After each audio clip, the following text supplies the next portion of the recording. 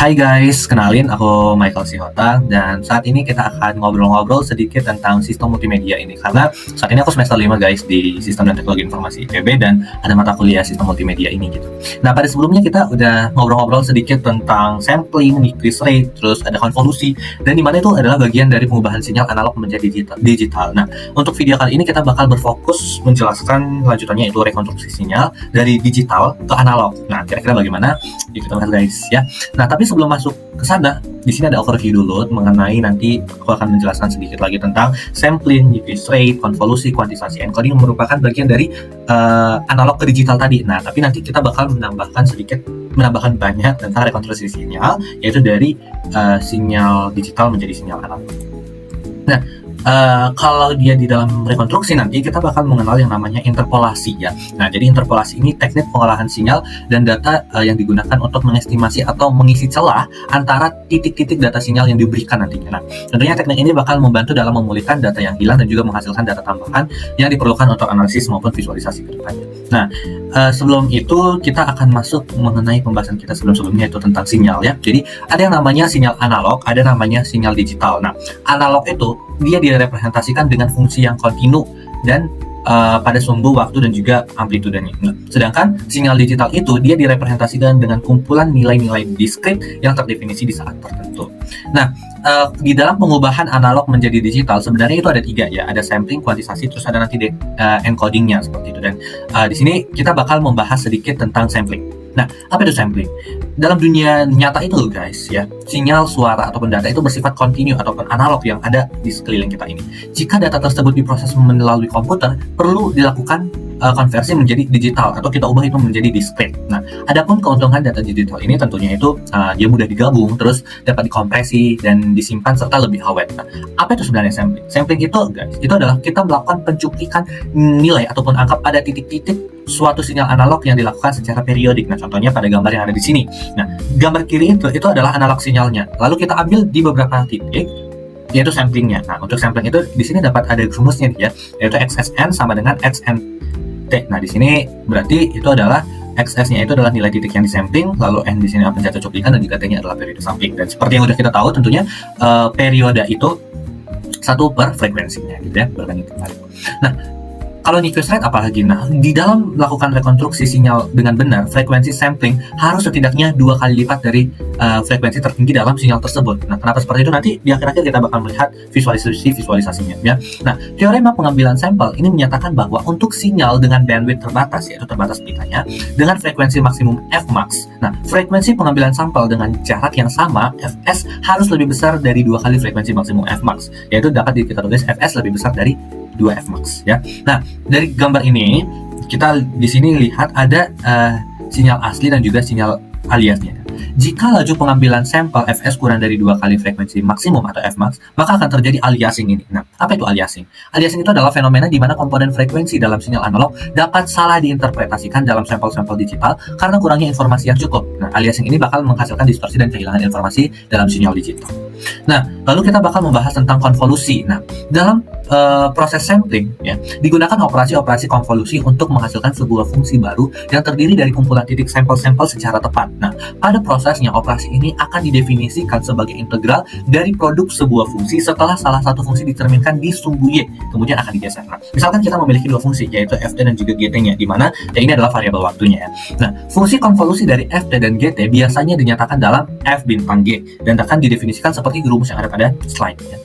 Ini sebenarnya di video selanjutnya sudah ada untuk penjelasan lebih rincinya secara matematisnya. Nah, lalu kita lanjut dengan kuantisasi. Nah, sebenarnya setelah proses sampling dilakukan proses kuantisasi. Proses ini itu adalah proses pembulatan yang pada akhirnya akan diubah menjadi bilangan binar. Nah, pembulatan ini dilakukan karena nilai tiap-tiap titik sampel yang diperoleh masih berbentuk desimal sehingga sulit untuk diubah menjadi binarnya. Ya. Lalu encoding itu apa? Nah, di dalam proses pengubahan analog menjadi digital tadi ada salah satu proses encoding. Encoding dalam konversi analog ke digital itu adalah proses mengubah sinyal analog menjadi representasi digital dengan menggunakan langkah diskrit. Nah, ini akan melibatkan pengambilan sampel sinyal analog pada interval waktu tertentu, kemudian mengukur nilai amplitude sinyal pada setiap sampel dan mengonversinya menjadi bilangan binar untuk merepresentasikan data digital. Nah, encoding penting dalam pengolahan data digital karena memungkinkan perangkat elektronik untuk memahami dan memanipulasi sinyal analog dengan cara yang dapat diproses oleh komputer dan perangkat lainnya. Oke, sekarang kita akan membahas tentang rekonstruksi sinyal ya. Umumnya sinyal yang ada secara alami di alam itu adalah analog. Maka kadang kita harus mengubahnya menjadi digital seperti yang sudah saya jelaskan sebelumnya. Nah, tentu kadang diperlukan untuk diubah lagi menjadi analog lagi ya. Jadi seperti yang sudah saya jelaskan sebelumnya lagi gitu ya. Nah, secara matematis sampel sinyal itu dituliskan seperti ini, Xn sama dengan XANT. Nah, XA-nya adalah sinyal analog dan kita sampling dengan periode T sehingga menjadi sinyal diskrit. Nah, sinyal diskrit. Dan di sini N-nya dari minimum tak hingga sampai tak hingga.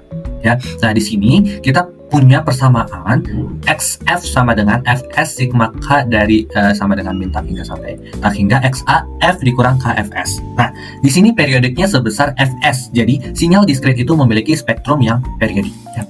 Nah, kalau tidak terjadi aliasing, asumsikan frekuensinya cukup tinggi, maka sinyal bisa direkonstruksi kembali. Dan di sini kita lihat untuk persamaannya adalah XAF itu bernilai 1/FSXF ketika F-nya itu lebih kecil sama dengan Fs per 2. Dan kalau di luar itu nilainya 0.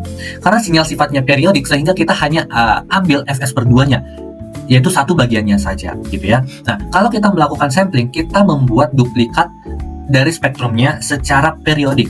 Pada saat kita rekonstruksi, kita ambil yang utamanya saja. Nah, jadi dengan transformasi Fourier di sini dapat dilihat untuk persamaannya dengan inverse XAF adalah mulai dari min Fs per 2 sampai Fs per 2-nya seperti itu. Nah, di sini kalau misalnya sinyalnya kontinu, maka spektrumnya adalah tak periodik.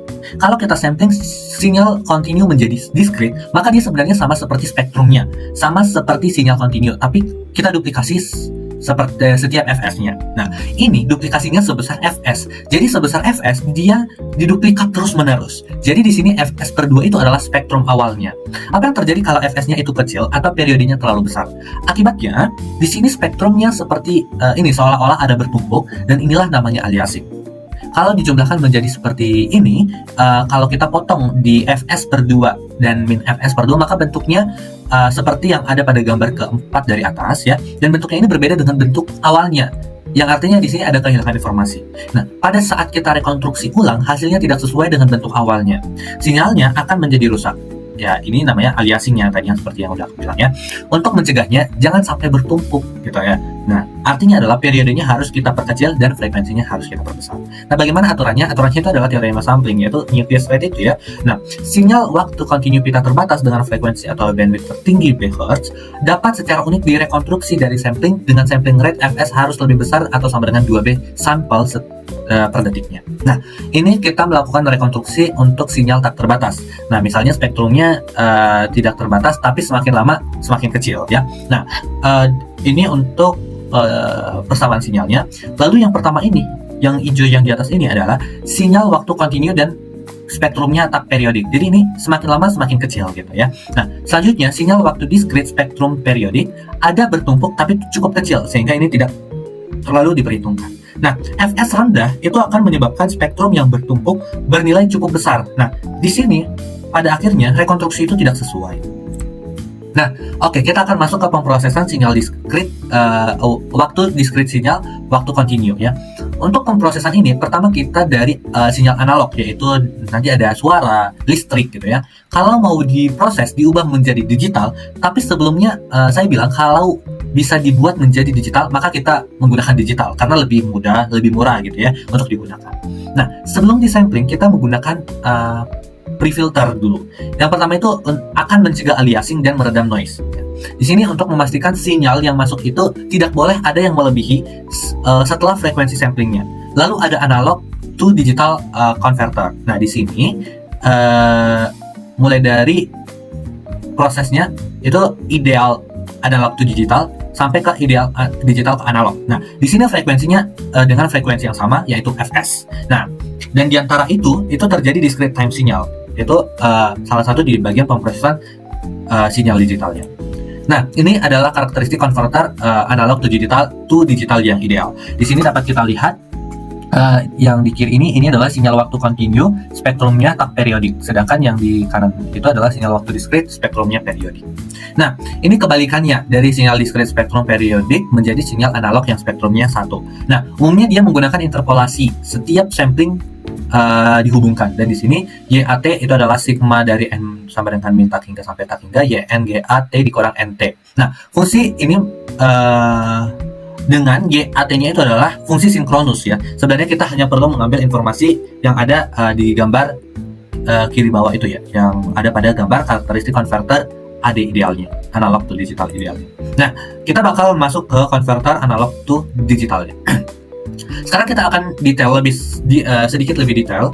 Salah satu contoh diagram blok perangkat konverter analog to digital. Nah, jadi dia menggunakan sample hold biasanya ya. Biasanya udah yang digital. Di sini kita menggunakan rangkaian digital sample hold, harus memiliki resolusi yang sangat tinggi karena dia harus bisa mengikuti pergerakan dari sinyal. Kalau frekuensinya tinggi, maka sample hold ini akan bekerja dengan sangat cepat. Misalnya di sini contoh sample hold ideal ya.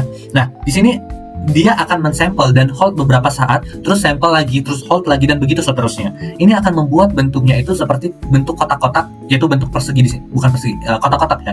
Karena pakai sample hold, kita akan tetap menggunakan kuantisasi dan pengkodean. Dia harus memiliki level mana sinyal tersebut dikategorikan seperti itu. Nah, ini untuk contoh proses kuantisasi ya. Dasar dari konverter analog to digital itu adalah mengubah interval continue amplitude sinyal menjadi sekelompok nilai discrete kode ataupun code words-nya. Proses ini memerlukan proses kuantisasi dan juga pengkodean. Nah, contoh kalau menggunakan mid-rate ya, kalau kita menggunakan mid-rate misalnya sinyal aslinya itu X2, X3, apakah dia jatuh di mana mid-rate? Nah, mid-rate itu artinya berada di tengah karena ada yang berada di atas ya, terus ada itu yang berada di bawah. Nah, kuantisasi ini sifatnya tidak bisa dikembalikan. Kalau sinyal sudah diaproksimasi nilainya, misalnya nilainya 0,8 menjadi 1, maka di komputer tidak akan tahu dia level sebelumnya itu 0,8 karena tidak menyimpannya ya. Nah, di sini quantizer step size itu digambarkan dengan delta, dengan galatnya itu mulai dari delta per 2 sampai delta per 2. Dan jika terdapat L tingkat kuantisasi, setidaknya dibutuhkan L binar berbeda dengan resolusi yang ada pada layar ya. Nah, ini adalah contohnya. Jadi kita ingat bahwa binar itu tidak hanya digunakan untuk bilangan positif, tetapi juga negatif, bahkan digunakan untuk float. Tapi kita bukan bicara tentang itu. Sekarang ini hanya untuk buat contoh untuk memahami seperti yang sudah dijelaskan sebelumnya ya. Nah, kuantisasi itu ada yang namanya noise atau gangguan atau error. Ada dua jenis. Ada granular. Granular itu rentang errornya min delta per 2 sampai delta per 2. Berada di dalam rentang state-nya, dia terjadi kalau sinyalnya bergerak dengan lambat atau pergerakan sinyal sangat kecil, sehingga delta state-nya tidak dapat mengikuti karena perubahannya kecil. Nah, cara mengatasinya adalah memperkecil step-nya, tapi bisa jadi menghasilkan overload noise ya. Nah, overload noise terjadi kalau stepnya terlalu rendah dan tidak bisa mengikuti perubahan sinyal yang sangat cepat. Nah, cara mengatasi overload noise ini itu adalah dengan cara memperbesar stepnya, tapi memperbesar step ini juga cenderung bisa menghasilkan granular noise. Nah, besarnya noise kuantisasi itu dihitung dengan SKNR yang ada di sini, yaitu 10 log PX per PN ya, dengan persamaannya seperti yang ada pada layar ya. Nah, di sini persamaan ini merupakan presisi untuk konverter dari analog to digitalnya. Nah, kita akan membahas mengenai konverter digital ke analognya. Sample dan hold untuk interpolasi low pass supaya sinyalnya lebih bagus lagi dan tidak ada ketajaman tertentu. Kita dapatkan ekspektasi sinyal analog. Nah, di sini untuk operasi dasar untuk mengubah sinyal digital ke analog mulai dari digital input sinyalnya sampai analog output sinyalnya. Dan di sini akan terjadi sample and hold ya, sehingga membentuk fungsi-fungsi yang berbentuk kotak-kotak. Nah, untuk gambar yang ada di sini ini untuk karakteristik konverter digital to analog yang idealnya ya. Nah, setelah dipetakan ke suatu nilai tertentu, kita menggunakan SH ini. Nah, masukkan sample hold itu titik-titik ini, ya titik-titik ini.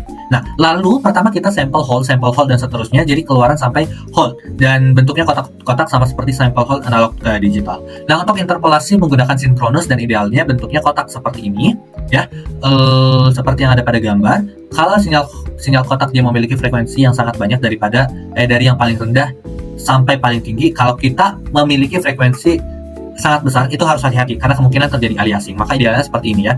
Nah, untuk menghindari aliasing, kita harus menghilangkan frekuensi yang sangat tinggi. Maka bentuknya itu kita buat adalah sinkronus. Nah, ini yang harusnya kotak dibuatnya dalam seperti ini jadinya. Jadi fungsi interpolasi SH-nya itu GSHT-nya itu bernilai 1 sampai 0 ketika T di antara 0 sampai dengan periodenya dan nilainya 0 ketika lainnya. Nah, SH itu tidak memiliki karakteristik frekuensi cut off tajam ya. Jadi frekuensi di atas Fs per 2-nya. Nah, maka dibutuhkan filter pada keluaran SH untuk mencegah aliasing ini. Maka digunakan LPF untuk respon frekuensinya dengan persamaan yang ada pada layar ya. Nah, kalau sinyal dengan frekuensi yang sangat tinggi akan sulit diproses digital karena sulit untuk digital, maka lebih sering diproses dengan analog. Tapi kalau bisa digital, sebaiknya dilakukan secara digital seperti itu ya. Nah, ini untuk kita lihat simulasi dari sinyal-sinyal ini. Nah, ini yang pertama, ini untuk kita ambil suatu sinyal yang original dengan sampling rasionya adalah 2 dan analog phase-nya adalah 90. Nah, di sini kita membuat ketika itu ada sampling. Jadi sampling itu kita mengambil di titik-titik tertentunya gitu ya. Nah, lalu di sini kita lihat untuk noise-nya. Nah, ketika ada noise-nya, ini terjadi perubahan di beberapa amplitudo ya. Nah, ini ketika kita melihat secara keseluruhan, dan yang biru, yang ungu di bawah ini adalah hasil rekonstruksinya. Jadi di sini sinyalnya oke gitu ya, sesuai dengan rekonstruksinya masih. Nah, ketika phase-nya itu diturunkan, ini masih oke dengan sampling rasio 2 gitu ya. Nah, tapi ketika kita membuat dia sampling rasionya itu 1,7 atau lebih kecil, di sini terjadi aliasing. Jadi aliasing itu adalah, contohnya itu adalah A berubah menjadi C, B berubah menjadi C. Jadi kita nggak bisa kita bedakan lagi sinyal-sinyal itu si A dan B karena udah berubah menjadi C, padahal sinyal A dan B itu adalah sinyal yang sama seperti itu. Karena di sini perubahannya banyak gitu ya, amplitudo yang berubah, phase-nya berubah gitu ya. Nah, bagaimana dengan ketika kita perbesar? Nah, kalau di sini dia tidak terjadi aliasing. Untuk lebih jelasnya ini. Nah, ketika kita membuat sampel itu kecil ya, seperti yang ada pada di bawah ini, F Nyquist rate-nya itu masih di bawah, ini terjadi aliasing gitu ya. Ini terjadi aliasing. Tapi ketika dia sudah melewati di sini nggak ada aliasing lagi, dia udah oke gitu ya ketika dia direkonstruksi. Ini untuk contoh gambarnya. Oke, jadi apa yang dapat kita simpulkan? Rekonstruksi sinyal yang telah disampling menjadi sinyal analog melibatkan proses penggabungan kembali titik-titik sampel untuk menghasilkan representasi kontinu sinyal dengan menggunakan teknik seperti interpolasi yang sudah dijelaskan sebelumnya. Oke, demikian untuk penjelasan interpolasi untuk rekonstruksi sinyal ini. Saya ucapkan terima kasih dan semoga video ini dapat bermanfaat untuk kita semua. Bye-bye guys, sampai jumpa di video-video selanjutnya.